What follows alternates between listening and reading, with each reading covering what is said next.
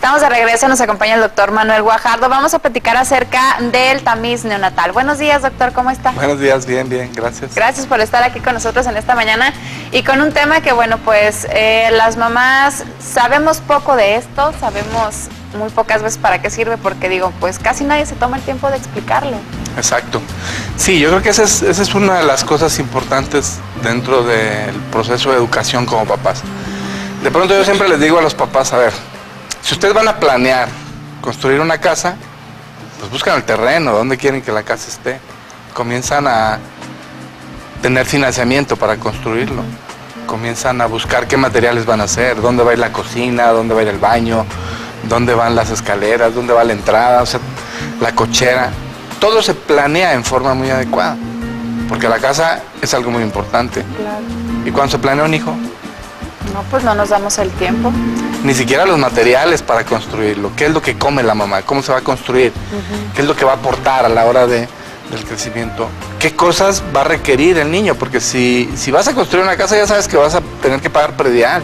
Ya sabes que vas a tener que tener luz, agua, drenaje, o sea, muchas de las cosas importantes. Y cuando un niño nace, de pronto no analizamos el concepto completo.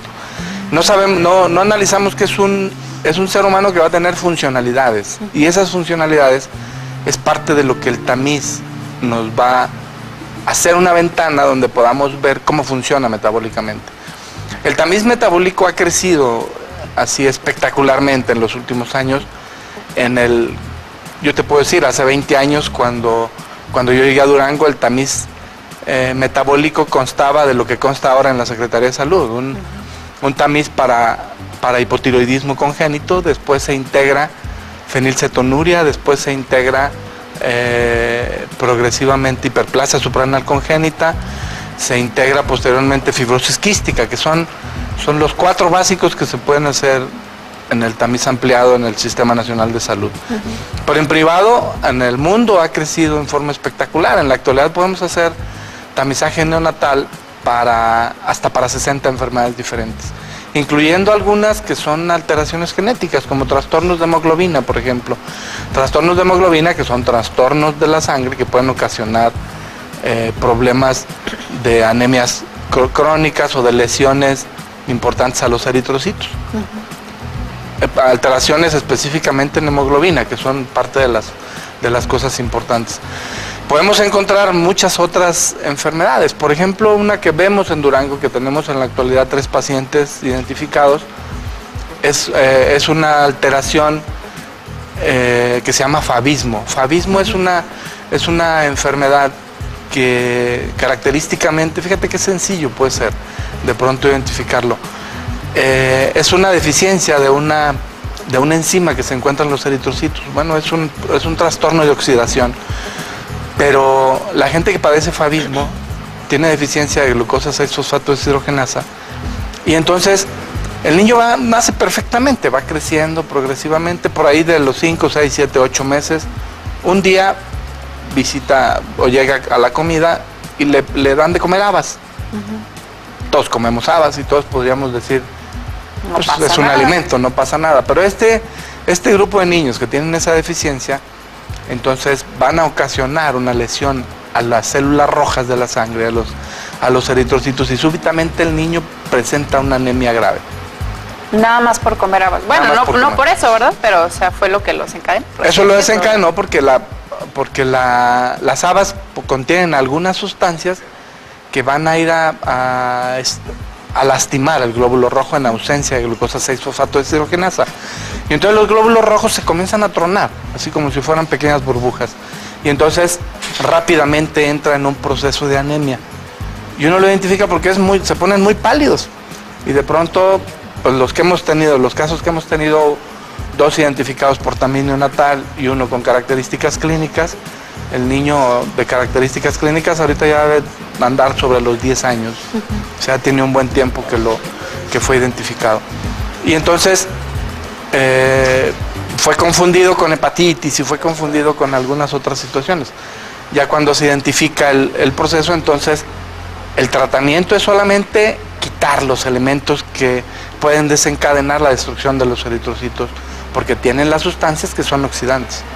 Y entonces, ese es el caso, por ejemplo, de fabismo. Así podemos encontrar algunas alteraciones, por ejemplo, en el metabolismo de la glucosa. Hay varias enfermedades que se pueden identificar ahí. Una de las características pues, es galactosemia, es una de las más frecuentes, que también en Durango hay varios casos de galactosemia. Galactosemia pareciera una alteración muy sencilla en el metabolismo de la galactosa. ¿Cómo funciona esto? Nosotros consumimos galactosa.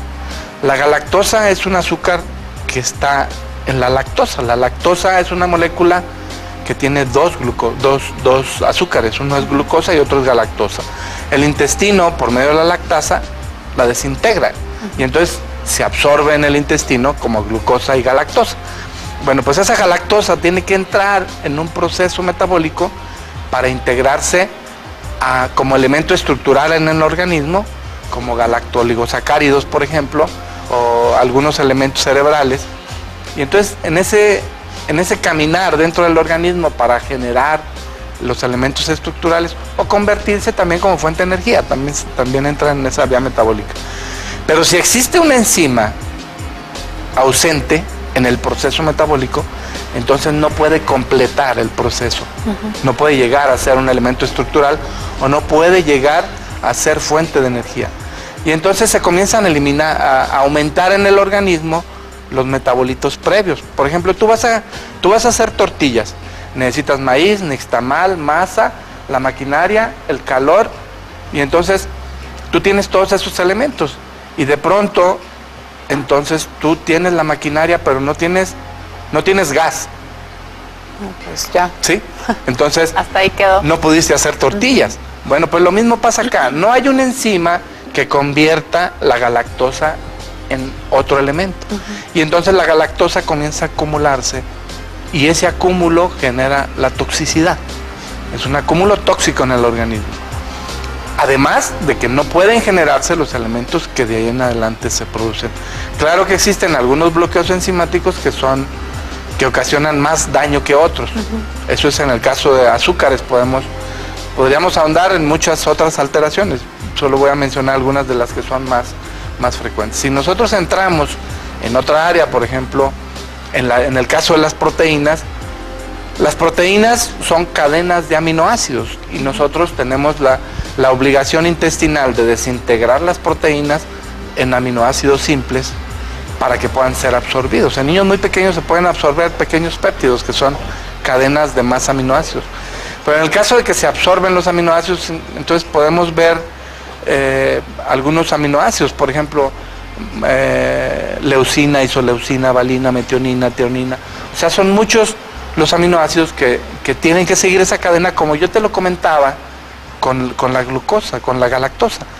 Doctor, y entonces si existe algún bloqueo, todos esos aminoácidos se acumulan en el organismo, entonces se vuelven tóxicos. Y eso hace enfermedades como acidemias orgánicas, que de pronto en los primeros días de vida, después de la introducción, después del nacimiento, primeros días, semanas o meses de vida, el niño puede empezar con manifestaciones muy graves que a la hora de que llegue con el médico nosotros pudiéramos pensar que es una infección y que se va agravando progresivamente y no se encuentra la causa, y entonces se comienzan a hacer una serie de estudios para tratar de identificar el proceso, pero cada estudio que se hace ahora es extremadamente caro y cada estudio que se hace no lo hacemos en Durango, se tiene que mandar fuera. Entonces, esto lo podríamos prevenir con el tamizaje. Con el tamiz ampliado, exacto. Doctor, ¿dónde encontramos este tipo de tamiz? Los laboratorios particulares, ahora todos los laboratorios lo deben de tener. Realmente el tamizaje no se hace en Durango. Se toma la muestra en un hospital privado, los niños que nacen en privado y que tienen la posibilidad, los papás, de hacerlo, es más conveniente hacerlo. ¿Es muy costoso? Más o menos yo creo que debe andar costando, depende de la amplitud. Algunos laboratorios tienen un tamiz de 40, de 50, de 60, que son los más amplios, y entonces debe andar costando alrededor de 2,500 pesos alrededor. Pero vale la pena. Claro. Tú sales una alteración y, por ejemplo, no sé, una sola determinación de ácidos orgánicos en orina, por ejemplo, te cuesta 10,000 pesos. Y nos tarda 2 o 3 semanas en tener el resultado. En ese tiempo ya no contamos con el niño en muchas ocasiones. Entonces es algo muy valioso, lo tenemos ya a la mano, siempre estamos pensando, ¿y qué hago para que el niño esté bien?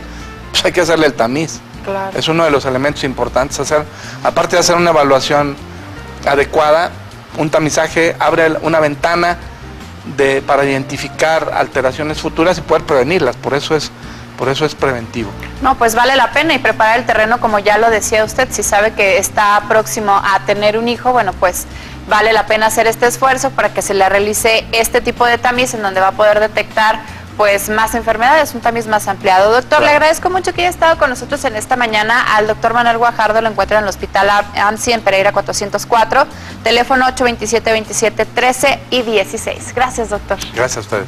Vamos a pasar del otro lado del estudio.